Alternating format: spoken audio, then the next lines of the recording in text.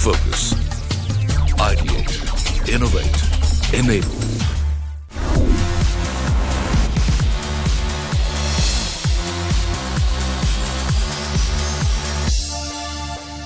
Today, the scale and size of every business have almost grown 4 times compared to what it was before the economic reforms of 1991.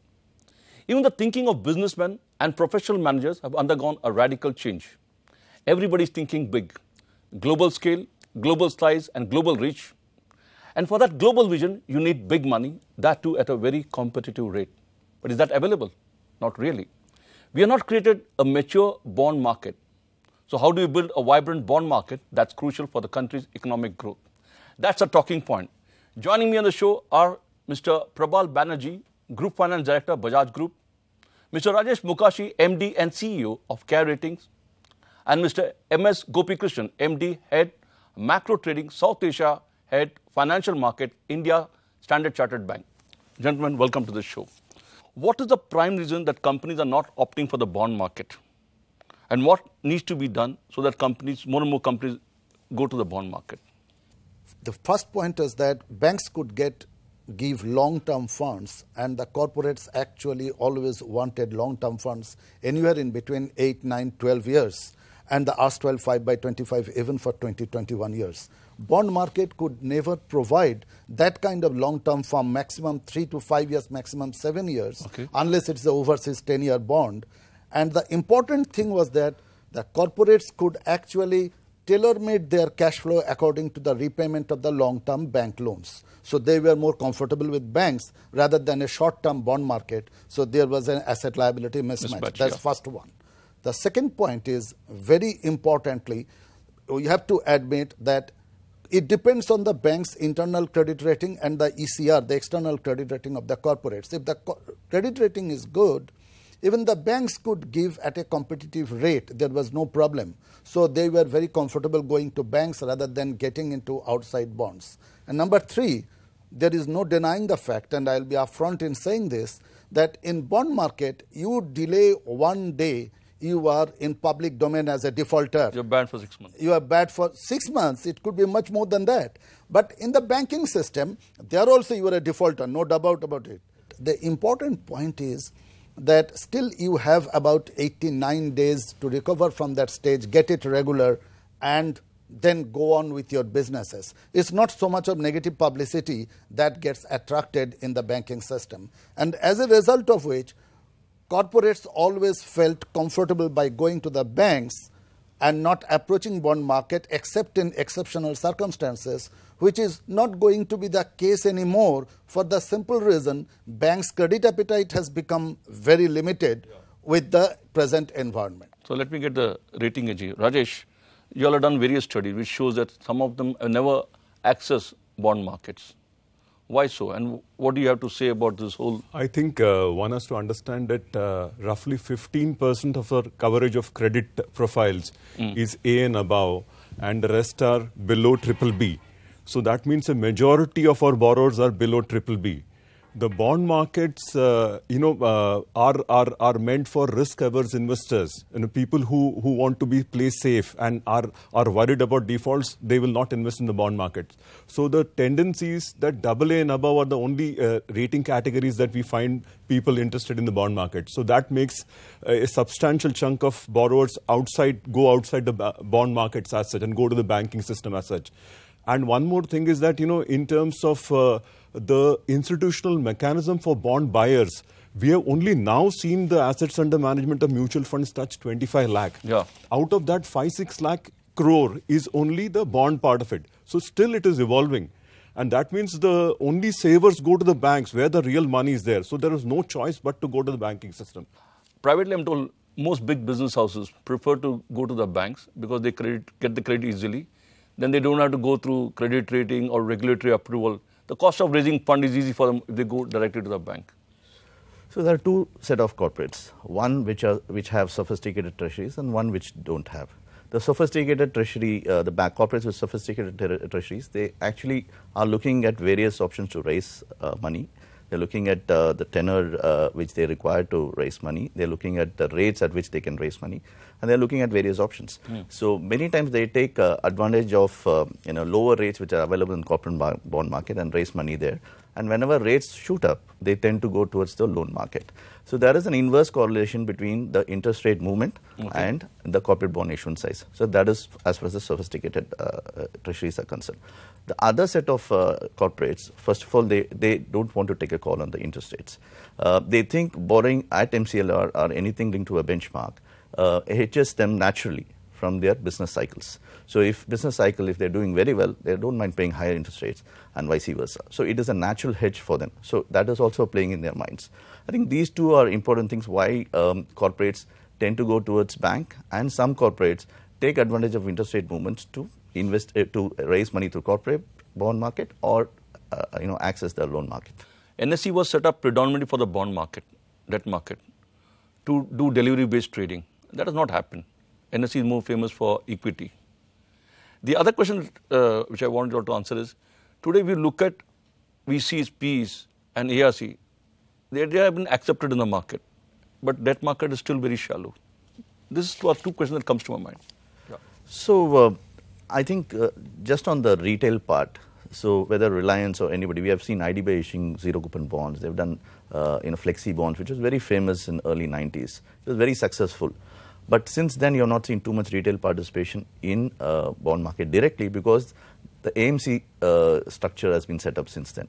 So for an individual to invest in the corporate bond directly, it is less, the returns are much lesser than investing through the AMC. That's primarily the first reason. Secondly, globally also, the corporate bond market is dominated by institutional players. It is not just India where the corporate bond market is dominated by institutional players. So it is a general phenomenon across the globe that either the individual money is channelized through mutual funds or they are depositing in bank deposits. So that is the kind of structure which we have seen. So it is not something which is unique to India. Okay. What about insurance and other players? Are they and pension funds? They're supposed to tap this market. Yeah. So obviously the savings are channelized through various routes. One, obviously the mutual funds. Much of the mutual fund money is raised from HNIs. However, the insurance companies and pension funds and provident funds, the savings is coming from the individuals, retail individuals. There, the constraint is today that these institutional investors cannot invest in bonds below AA. So that is also one of the constraints. In the budget in March, in February, the government did mention that they're going to talk to the regulators and going to change this or reduce this rating requirement to A. We are yet to see that come through.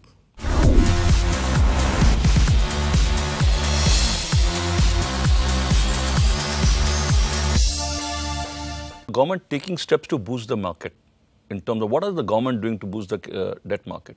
I think recently SEBI came out with a discussion paper, and I'm sure it's going to be converted to a policy that taking the cue from the FM's budget statement that they will permit A and above borrowers to approach the insurance companies, PA, pension funds and mutual funds and other places. Now, the SEBI policy says that in the next 2 years, corporates with AA and above ratings need to borrow incrementally 25% of their borrowings from the capital markets. The large corporates. More than 100 crore. Okay. Incremental borrowings. Now, 2 years, if you best effort basis, and after that they could make it mandatory and some penalties could be imposed. So this is one sort of a sense of persuasion to kind of direct corporate borrowers to the bond markets in a very somewhat forceful manner is what is happening at this point of time. But is the same thing as the on-tap public issue of bonds by the corporates? The SEBI is also talking about that. Or that is a different animal altogether? No, that's a different animal altogether. I don't think they are really same. But on-tap bonds, I think, where the depth of the bond market is not available, on-tap bonds coming and fully getting implemented will actually take some more time. So I would say while the thought process is very likable, I have my doubts whether it will be very much implemented and will be enjoyed by the corporates in the manner that the regulator wants it to be. There are two ways to look at it. There are two issues we are talking here. One is nudging or pushing the corporates to go to the bond market to raise their requirements. Yeah, correct. Okay. So for which, as Mr. Prabal mentioned, you need to create the demand for it. You can't just ask people to go borrow in corporate bond market, whereas there's no bias. So it becomes difficult for them to raise money. That is an issue number one.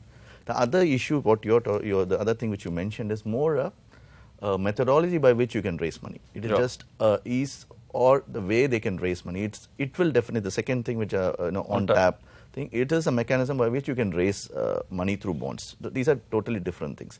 The second thing that is definitely going to smoothen the way the money can be raised through bonds issuance. So that is more like a mechanism to raise money. But I think for the first one to become successful, you need to create demand. That's where I keep coming back to the same point that insurance companies and pension funds and provident funds need to be allowed to invest below AA. Okay. Only then you create demand.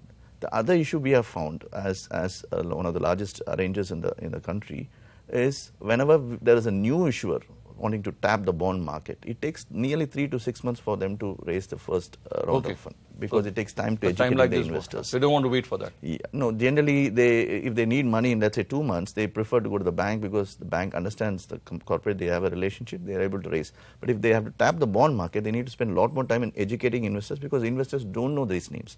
It is not a Bajaj or a Reliance which people know readily. We are talking about so AAA rated company can come any time of the year and still get this on tap again is going to only serve the purpose of the AAA or really highly rated. It's not going to serve the purpose of an A rated issuer. So like a good brand will sell. Absolutely. Yeah. So are we seeing any new trends in corporate bond market, or is it early days you feel?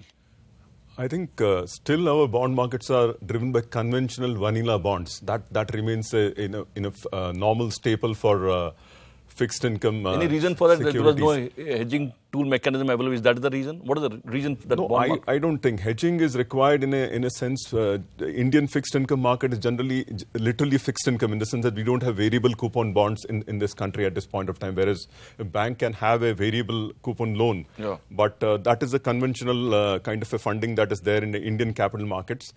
And if you are looking at foreign currency bond, then you need a hedging tool in that sense. But to hedge against credit risk, we don't have clear mechanisms like credit default swaps at this point of time taking roots in our country. Still, it is driven by actual Except in the banking system where they have the CDS. Yes. On the CDS, there is an issue which is basically curbing the pickup in that segment. So today, the circular RBI introduced the CDS way back in 2013. In fact, they introduced much earlier. In 2013 or 14, they revised it. The issue was the users defined as mutual funds, insurance companies, pension funds, provident funds. They can only buy protection. They cannot sell protection. The market makers like the banks and primary dealers, if they get given the risk, they need to have a natural way of taking out the risk. Now, we don't want pension funds and provident funds to start selling protection because they are not sophisticated investors. However, insurance companies and mutual funds, they are one of the most sophisticated CEOs sitting there and managing their risk. So at least allowing them to sell protection will have two purposes. One, the market makers will be able to take the risk out, which means there will be the robust volumes going through, which means there will be much more liquidity in that segment. Secondly, the mutual funds or the insurance companies can synthetically create a credit portfolio by buying a bond and selling protection. So they do that when the absolute level of a corporate bond is lower than the synthetically they can build. So that also will create an interest in CDS market. So if CDS market picks up, it will definitely help the underlying bond market also to pick up.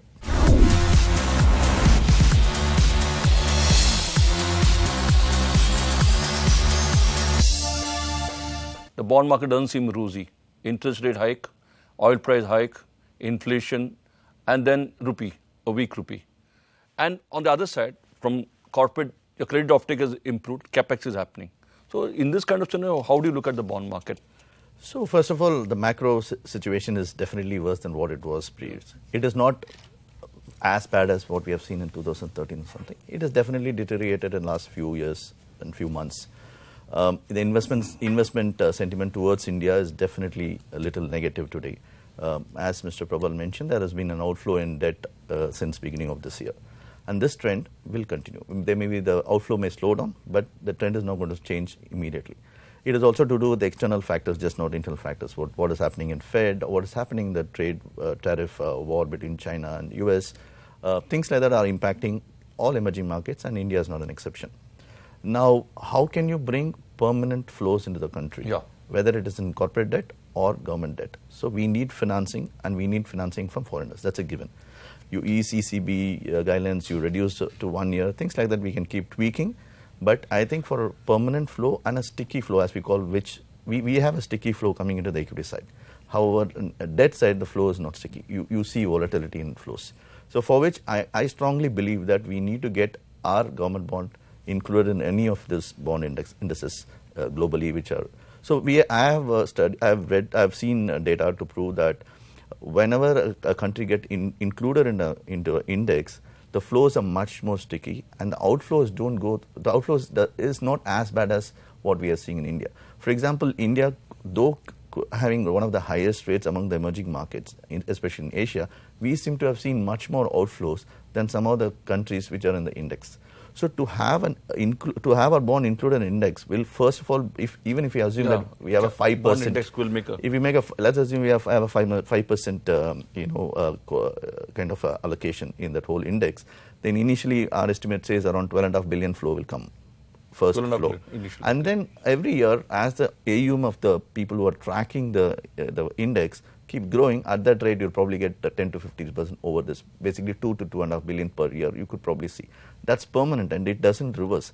So once you get inflows into government debt, then it basically releases a lot of capital which now are getting into government bonds. And probably it'll allow corporate bond markets to, get investor appetite. What are the rating agencies? How does the rating agency look at this whole scenario? I would say that the Indian bond market has come a long way from what it was earlier. We have seen the assets under management of mutual funds increase substantially. The biggest game changer in the bond market is the insolvency and bankruptcy code.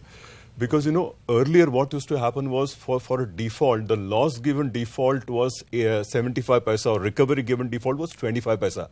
Now, with that kind of recoveries and 4.5 years to recover a defaulted bond, it is practically impossible to price a bond issuance. Now, in the recent IBC's experience, we have seen that the recoveries are touching something like 55 paisa to a rupee in the first 12 cases, the big ones that we have seen. Now, this is something good because now you can somewhat in semblance price the bonds attractively. Because in the developed markets, the recovery is to the tune of 75 to 80 paisa to a rupee. And the recovery period is roughly 1 to 1.5 years, which is where we are getting to in the next 3 to 4 years' time. This will bring about a revolution in the Indian bond market. I would say the single most biggest factor. Others are not controllable. Macros are not so easy to control. But this recovery part will make it's completely game changer in the Indian bond markets. Because the pricing and everything changes. Even people with a single A issuance or a triple B issuance there'll be investors wanting to invest in the bond markets. Because recovery given default is now possible, which was earlier practically difficult in the earlier regime of recovery, the insolvency code. That is the biggest game changer. And the trends currently are clearly visible that we are moving towards that. So how do we create a vibrant bond market? 1 or 2 points you think has to be done on a what footing basis? I think the first important thing is that the moment the government bonds are added to the index, what happens, this gives a lot of comfort and confidence in the minds of the FPI. That has to be done on a priority basis. Good idea. Yeah. That's number one. And number two, we need to execute and implement IBC code right ditto on the double. I will tell you, on an average, on an insolvency, the recovery rate globally is about 35-40 cents to a dollar. Here, we are, so I do not want to take names, but from the newspaper report, everybody is aware, is going to be 80, 85, in some cases even 100%. That has to be implemented. 100 cents to a dollar recovery is a very, very important thing, and we need to actually concentrate on that IBC code implementation. Very good. And I must say that the dispensation of the DRR, Delimiter Reduction Reserve, is also a very major step that has been taken by that. People globally will have a little bit of doubt because of the present environment, what is happening. So the rating agency regulation and how to do that, the foreign investors and the local investors also, they have to be comfortable by the regulators to ensure that yes, the rating is the right rating for all the time and in appropriate time. These are the 4 things in my mind which has to be brought in as soon as possible to create enough depth in the Indian bond market. Okay, let me get Rajesh.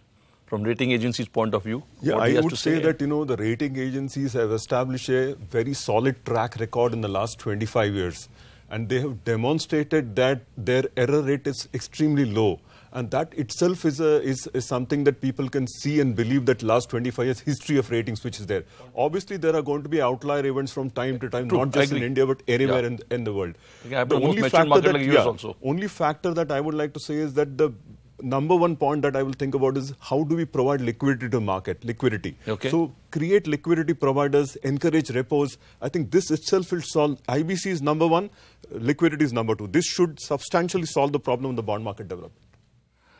Gopi, last word for you. I think probably a tweak in the CDS regulations, as I said, allowing users to also sell protection.